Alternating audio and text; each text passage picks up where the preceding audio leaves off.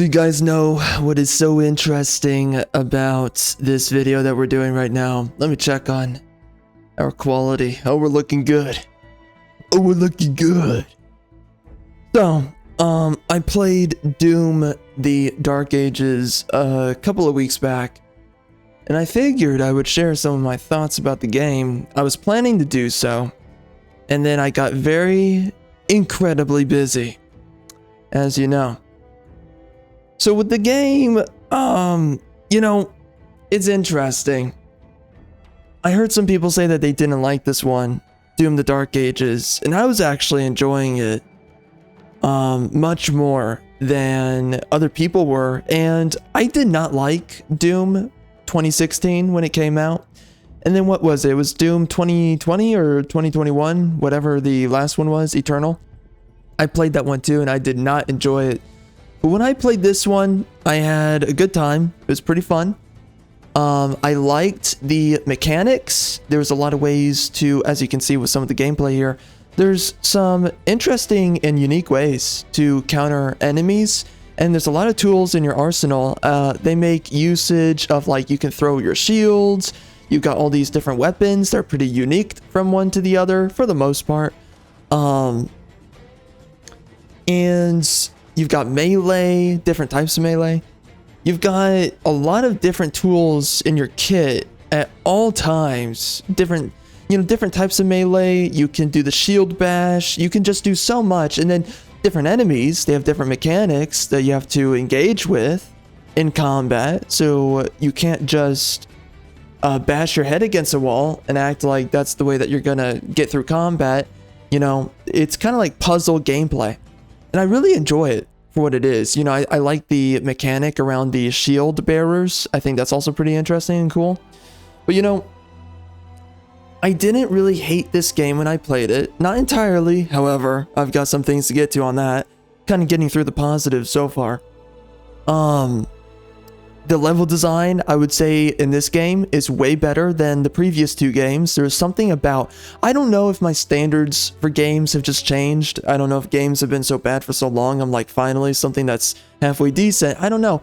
But, some missions felt a little bit too long later into the game. But, and I'll say this as my criticism of the game, is that I got to a point where it really felt like I was forcing myself to play the game, and I wasn't really so much enjoying the game as much as I was just forcing myself to play it so that I could make a video on the game. So that ended up becoming a growing problem the deeper that we went into Doom the Dark Ages. But before then, I was, I don't know if everyone else is going to have that same issue. I just didn't really find I didn't find that I wanted to finish the game, but I found that I enjoyed it more than when I played it back when I played 2016 and back when I played Doom Eternal. I had friends who enjoyed those two games and I did not. But this game I enjoyed more than those two previous games, even though I couldn't finish this one. So this game's in a weird place for me. I think that they did a lot of great things with it, but at the same time, it just didn't... this type of game's not really made for me. So I don't know for like actual, the type of dudes who actually enjoy Doom. I don't know how much this game appeals to them. And I'm not going to act like they're the authority on this. I just, there's a certain type of person that likes certain games. They like RTS games. That's me. They like first-person shooters. I don't know who that is. They're probably low IQ. And then there's people who like... action, adventure, RPG games, which used to be good and now they're bad as of late. So, I don't know. I don't know, like, for this demographic, because there's a demographic that this game appeals to, and I don't know if those guys are going to enjoy this game or not. I just know that I found myself enjoying this game a lot more, and a part of me enjoying this game a lot more is that I think that the level design, for one, is supreme in this game, or just... it's just stellar as far as I'm concerned. Me going through the levels is interesting. I enjoy level scaling. I enjoy going through the world. Look at this. I mean, it's just really cool scenes and events that happen throughout the game. Really great vistas, amazing vistas. I mean, they do a great job with just selling the world and the atmosphere of Doom with this game. I would say better than the previous games, absolutely. So there's a lot of great things to say about this game, a lot of positive things. Again, I think they get tone, atmosphere, level design, world building done very well. I think they nailed it with this game. Now, my biggest issue is, outside of me talking about gameplay, where I got bored with it and I just felt like it was a little bit too redundant, and I just lost interest after a while. I played for like 5-6 hours overall of this game. My biggest concern, and I know what the story of this game is too. I've seen it the whole way through. I didn't play it the whole way through, but I saw it. I mean, this is just a freaking story where the woman is, she's in a lot of the scenes. I forget how much, it's been a while now, but she's in a lot of the scenes, and she's far more of a relevant character. She's the chick on the thumbnail. I don't know if we're gonna find her in the gameplay here, but we just basically have our local feminist in shining armor that Doom guy apparently has to take second seat to, because she needs to be a huge pivotal part of the story. She literally gets these like Christ-like superpowers. It's weird, like she becomes a superpower female Jesus, which by the way is a huge trope in leftist fiction and literature, which is women that possess this power of a god. They love that crap, giving it to women, and she doesn't deserve the power, but she has it. And again, by the way, I love the puzzles. There's a lot of puzzle-based level design in this game. It's not really intricate. I wish it was a little bit more challenging, but some of it was challenging enough just to be entertaining. Not entertaining enough to make me finish the game, but you know. Also, a plus of this game, I really enjoy the fact that they made sure that you had to think your way through the levels. I like that too. And utilizing all of the different mechanics that they offer in the game. So I think that this game is just really well done, like gameplay wise. And I think for people unlike me, I get the sense that some dudes are going to enjoy a lot more than I did. But anyways, just back to the whole feminist thing. This freaking chick in the game, and you know, we also got a guy that's like black passing, but I don't know. Anyways, I don't really know what to think of that guy's character. He's kind of a token character, but like not. So I don't know. But anyway, we got the and you know, we also have the story of the game. Who gives a crap? I mean, like, it's so fun. You know, what do I rant about first, honestly? But let's just get to the feminist first, because I've got another rant about this stuff, and it's just like, this is a big issue with a lot of games coming out nowadays. But you know, okay, so we got the female character. She's a feminist. She's superpower Jesus character, which women love to put into their stories, and feminist men love to put into media. They love to put in their stories. They love the idea of women with superpowers because women are capable of the things that men are capable of, which is absolute bogus dog crap. Okay, and I've spoken about this at great length on the channel. You can see me talk about it in a lot of my videos on multiple layers of thought and analysis. However, with this game, this woman is completely uninteresting, voiced by Deborah Wilson. It's a white woman character. Interesting. Okay. We have to find another excuse to get Deborah Wilson onto a project. Screw you, by the way, Deborah Wilson. And one more time, screw you. If I could say worse right now, I would. But the female character does not need to be in the game. She is completely useless, but she is just there as a power fantasy for the feminist writers, whether they're men or women. I don't care. You are feminist hoe bags, and screw yourselves. And she has no place in the story, and she waters down the story. You know, there's a big issue that we have in a lot of stories, in a lot of media today, which is that the believability of characters, and also whether or not they belong in the place that they're in, right? We have a black character. Should they be in this story? No. And most of the time, no. There should be no black characters, but they're in the story. That ruins a story, and whether or not people actually engage with it, and whether or not it actually lands home for them. Nowadays, we don't get so many stories where the race of people is relevant to the subject matter. You know, when you watch a lot of older films, they were great because the race of a lot of the characters and the people were largely relevant. I think of a story like, movie like Gladiator. That was a great movie. And most of the characters, some of them are Jews, you know how that goes in Hollywood, huh? But a lot of the characters are white people. A good portion. And we do have a token character, which I don't think needed to be there, but yeah, it's fine, whatever. We can skeet it on by, fine. It wasn't that bad, but it shouldn't really have been there. But we get a lot of movies like Troy. A lot of the characters, right? They're a certain type of race, and it's largely the correct race that should be in the film of everybody, right? And we just look at so many old films. I could go down a long list. And it used to be once upon a time that we put the people that belonged in a story, and belonged in a film, belonged in the narrative, we put them into the story. And now we don't put the people that belong in a narrative. Now we put the people who follow our ideology, which is leftism, egalitarianism. Oh, we have to check off the boxes. And this destroys whether or not a story feels legitimate to you. And it doesn't matter if you're a leftist or not. Because even the leftists know that this dog filth, they know it's dog filth. They shill it, but then they forget about it.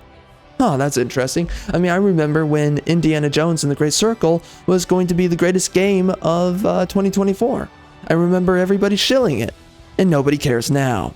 And this is the same thing with so many games that came out last year, where everyone's shilling the game, and then it just turns out that everyone forgets, including the shills who happen to be leftists. Interesting how that works. Well, over time, it comes out that these games are dog trash and the stories are dog trash and nobody remembers and nobody cares. And yet, to this day, we still remember so many characters and so many storylines that we still love to this day. Uncharted is a great example. We can look at Ratchet and Clank games, Crash Bandicoot, whatever. Some of them more or less than others, but it's like there's a lot of games from like high profile to lower, medium profile. I mean, Ratchet and Clank, a lot of people really didn't play those games. There was a demographic for them, but people resonated with a lot of older products more than they do now. And these games are supposed to be high profile. Nobody resonates with this stuff. Nobody cares. And this is the issue, is that you're throwing characters that don't belong, like this freaking feminist douchebag character, female, that no one cares about. Screw her. You're not Jesus Christ. You deserve to be put and crucified on a cross because you're a witch. Screw you, whore. Anyways, and this is what we're doing with a lot of our stories nowadays, is that we're putting the people who don't belong, we're putting them into the story. And we're making stories around people, around characters, supporting cast characters who should not be there. This branches into the next thing I want to say about this, because okay, screw the feminist character. She's not like super insulting, but she's insulting, But if you're a cuck, you're not gonna really care because you think that women are equal to men. So go end your life. But when we think past this, the other point I have to make connected to this, bridging from this, is that, nowadays, our stories are just not good. A lot of people are asking themselves this one question, and I've been asking this for a while. When was the last great movie that came out? Yeah, nobody knows. When was the last great video game with a great story? When did that come out? Yeah, nobody really knows. I mean, I would argue Final Fantasy VII Remake, not Rebirth. Rebirth was, honestly, it was a freaking clown circus, if I'm being completely honest. And I never came out with the final video for that one either. But I had plans for it, and maybe I'll still come out with it. It's overdue now, but geez Louise.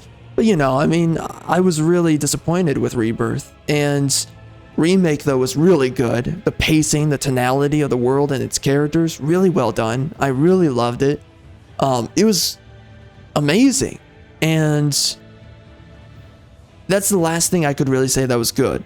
And everything that's ever since come out for a long time now has just been so mediocre, so bad, so trash. Nothing is inspiring anymore. Remember old movies? Remember old games? So many inspiring characters. So many noteworthy moments in the storyline. So many times you're just like, wow, I'm not going to forget that. And you don't. And it ends up being a meme, right?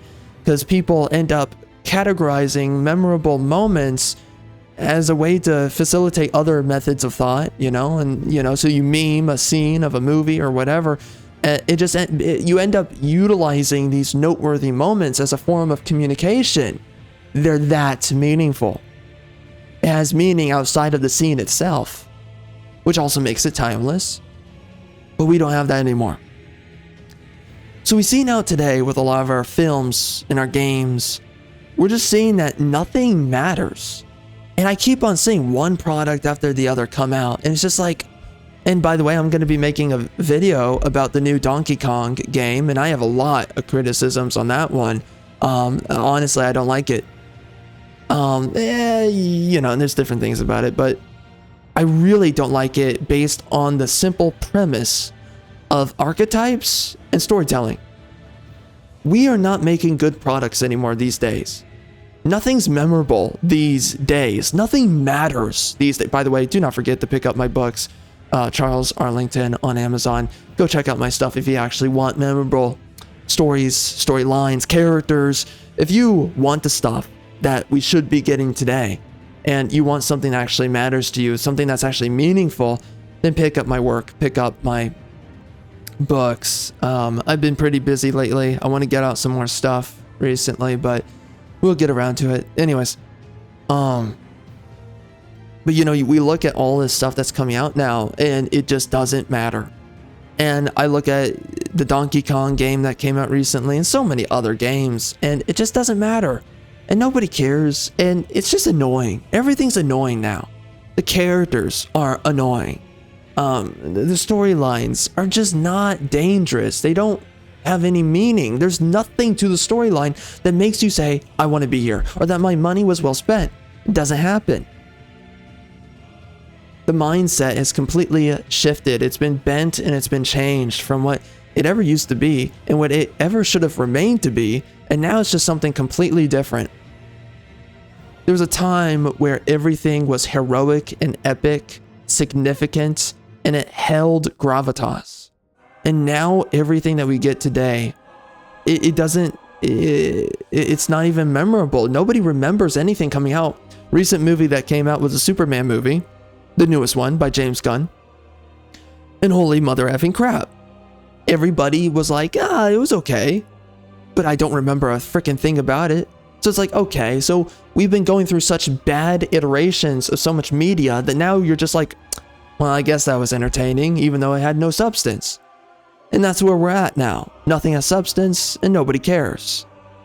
It's sad to watch, and me playing this game, I was like, okay, it's fun and all that, but it's not holding me because there's no substance here. Some elements like the gameplay and the level design are being well crafted and much better to me than past games. I actually wanted to play this game. And by the way, the pacing, going through the levels, playing through the games, also largely pretty good.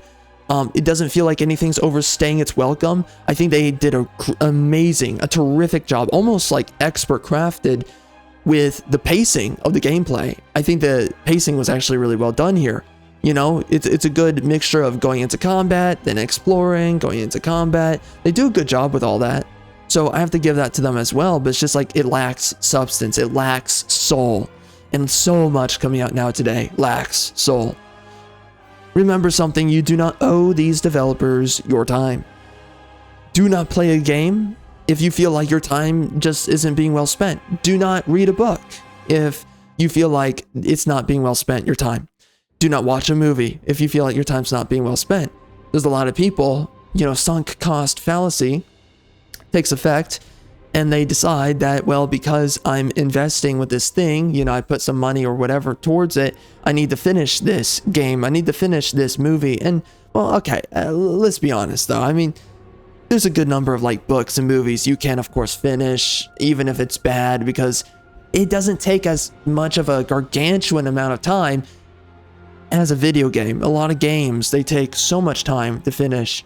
Jeez Louise, man, I couldn't finish Expedition 33. It took so long to freaking play through that game, It's just, games take so long to finish. And it's like, if they're really not good, do not force yourself to finish them. Just don't. If it's good and you're enjoying it, right, then finish. But a lot of people, they get stuck within trying to finish games that they do not enjoy, but because they bought the game, they said, I have to finish it. No, you don't. No, you don't. It's not wasted money, because just do something with your time to make that money back and buy something that you enjoy. Honestly, just do that instead. There's no reason to waste your time. And that's what so many people, they get stuck within doing, is like, I'm not really enjoying this. I'm forcing myself. I don't really think about finishing the game, but I'm going to force myself to do it anyways, right? So there's just that issue. But yeah, okay, guys, that's the end of it here. We got to get into the Donkey Kong video, where I have a rant and a half to make on that game. Although I don't know. I don't know what my rant is going to be, because, I mean, I have some ideas. It's just, there's certain things where it's like, do I care? I don't know. I don't know how much I care about certain things, but I do have certain things I want to rant about. But you know, I noticed something, which is that my rants, I got really pissed about a lot of games last year, and now I'm just kind of burnt out on games, because I've just come to accept how trash everything is, or how memorable-less everything's become. So I don't know what I think about that yet, but we'll see. So anyways, we're gonna head right into that video.